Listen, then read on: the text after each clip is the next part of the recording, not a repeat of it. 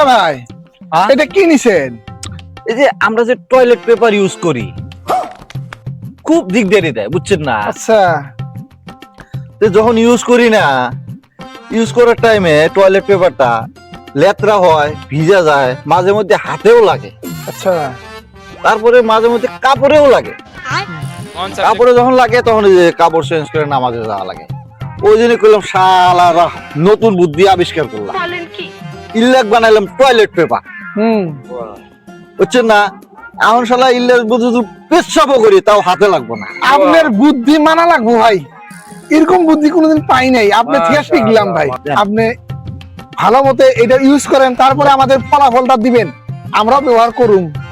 আচ্ছা ভাই, আমি আজকে ব্যবহার করি, আচ্ছা তারপরে কালকে আপনি করে জানাবো। হ্যাঁ ঠিক আসি আছে ভাই। আচ্ছা যা। আপনি ভাবছেন এটা কি করার জন্য নিচে? হ্যাঁ আমার তো মনে ডাউট এটা হারকিস বানাবো। হাগিস বানাবো? হ্যাঁ, হাগিস তো লাস্টিং করে বহু সময়, হ্যাঁ। এর সাথে হাগিসের ব্যবস্থা করছে।